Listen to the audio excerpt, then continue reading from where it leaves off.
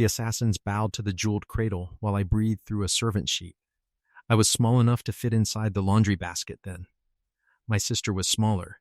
She was tucked against my ribs, making that wet little baby sound adults pretend not to hear when they are terrified. Above us, warm linen pressed against my face. It smelled like starch, milk soap, and ivy rusk.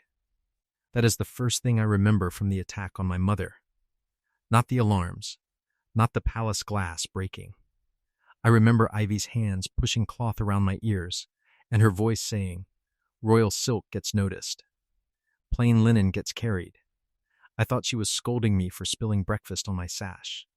I was still young enough to believe grown-ups only whispered when they were angry. Then the nursery doors burst open. Boots crossed the pearl floor. Not court boots. Harder, metal-edged. One of them kicked my toy astronomer under the warming stove. A voice asked, "Where are the heirs?" Ivy sniffed, like the question was rude. "In the cradle," she said.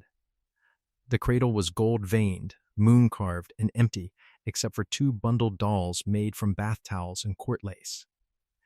The assassins saw what royalty was supposed to look like. They never looked at the laundry. This was supposed to be a school essay. The prompt was, describe a servant who helped the crown. Our tutor wanted 6 paragraphs. I wrote too much. She returned it with a blue correction mark beside the sentence, "Ivy Rusk saved us," because she was not important. The tutor wrote, "Careful." She was right. Ivy was important in the way hinges are important. Nobody paints them. Nobody bows to them. The door still falls without them. The official histories say my mother, Queen Arelle, was attacked during the flower court recess. They say loyal guards secured the royal heirs. That is tidy. The records disagree with my skin. I still have a pale line on my left wrist where Ivy tied me to the basket handle with a sheet strip because I kept reaching for my toy. I hated her for it. I told her queen's sons did not ride with laundry. She leaned close enough that her hairnet brushed my cheek. "Babies do," she said. "Today you're a baby." The nursery had 3 exits everyone knew. Painted doors. Guarded doors. Doors that opened only for blood seals and court rings. Ivy used the 4th. It was a linen lift, a narrow brass cage meant for sending sheets down to the steam rooms. It had warning labels in 3 court scripts, and 1 human sticker Ivy had placed there herself. "Keep fingers clear." I could read that before I could read my own succession name. The lift shook when she pulled the release cord. My sister hiccuped. I started to cry, not loudly, but enough. Ivy opened the basket and gave me the laundry token. It was flat, dull, and stamped with a faded sunburst. "Hold this," she said. "If you drop it, I'll have to do inventory twice."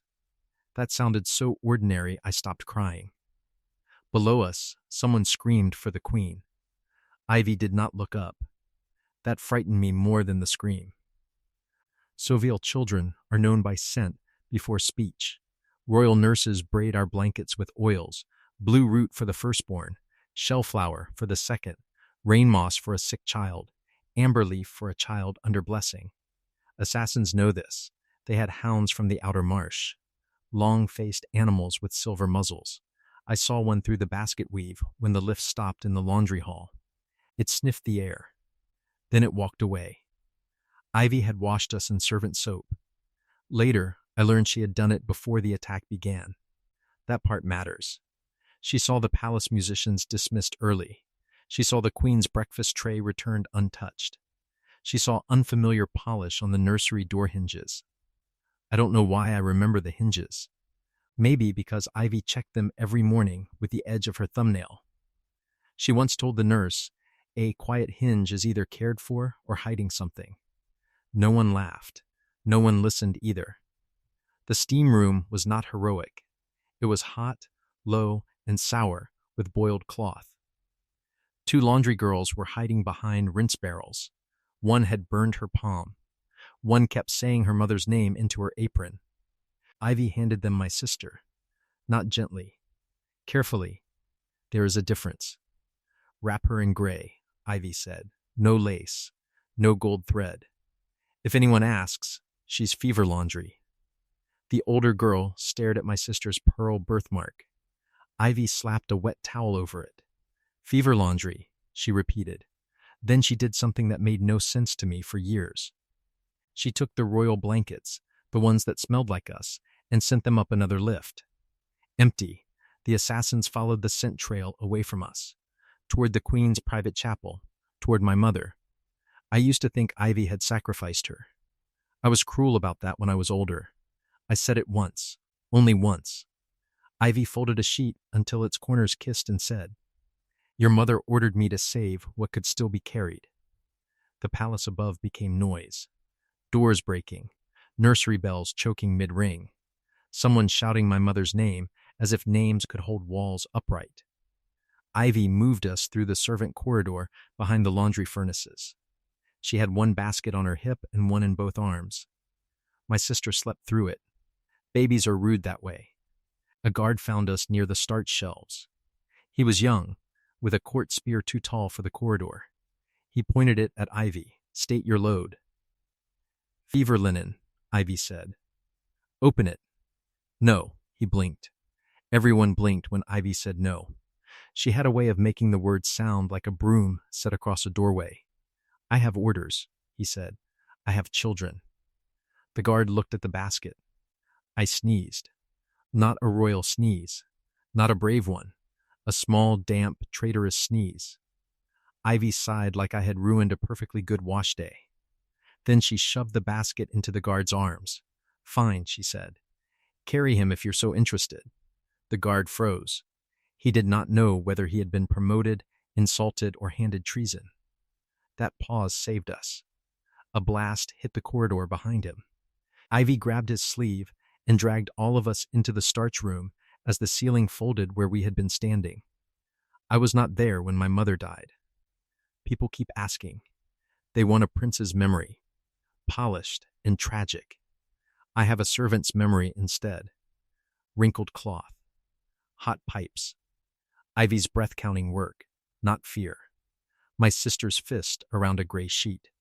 The Queen's last order came through the laundry speaking tube. Not the royal channel. The laundry tube.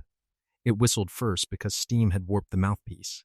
Then my mother's voice came through, thin and scratched. "Rusk?" Ivy closed her eyes, only for one blink. "Yes, Majesty. Do you have them?" Ivy looked at us. Then she lied to her queen in the gentlest voice I ever heard. "No, Majesty. Only laundry." There was a sound from the tube. It may have been laughter. It may have been pain.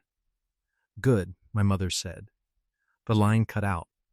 Ivy stood there holding the brass mouthpiece. The room smelled like wet cotton and scorched sugar from the broken starch vat. Nobody moved until Ivy hung the tube back in its cradle. Then she said, "We're behind." The hidden door out of the palace was not hidden by magic. It was hidden by embarrassment. No court architect wanted to draw the route used for soiled bedding after royal banquets. No invader studied laundry drainage. No assassin imagined heirs passing under the throne room wrapped in sheets tagged for stain treatment. Ivy knew every mark. Circle meant nursery. Cross meant sickness. Half moon meant soaking. A plain knot meant urgent. She tied plain knots on both baskets. At the outer gate, an enemy captain stopped her. He looked at the baskets. He looked at Ivy. Human servants were rare in our court then. Useful, odd, too direct. They said humans had no instinct for rank. The captain asked, "Would you die for another species' children?" Ivy adjusted the basket against her hip. "Don't make it sound fancy," she said. "They're in my care." He lifted his blade. The young guard stepped in front of her. So did the burned laundry girl. So did the one who had been crying into her apron. That was when I understood, even as a child, that Ivy had not carried us alone. She had made everyone nearby remember what job they were supposed to be doing. The captain saw servants. He missed the kingdom. My tutor told me to revise the essay. I did. I removed the sentence about Ivy not being important. I wrote this instead. Ivy Rusk saved the heirs because she knew the palace from underneath. She knew which blankets lied. She knew which doors mattered least on maps. She knew a child could be royal in a cradle and just laundry in a basket. She also knew my mother well enough to obey the order beneath the order. Save them. Do not dress it up. Do not wait for permission. Carry what can still be carried. Years later, after I became king, I asked Ivy what reward she wanted. She was old by then, smaller, still impossible to hurry. She asked that the royal nursery keep one shelf of plain gray linen, washed without perfume, folded by hand. No plaque, no statue, no song, just the shelf. Every new heir sleeps one night in those sheets before the court oils, before the jewels, before anyone teaches them which doors are theirs. I slept my own son there. He complained the cloth was scratchy. I told him, good. Then I tucked the dull laundry token under his pillow and left the room smelling faintly of starch, milk soap, and ivy rusk.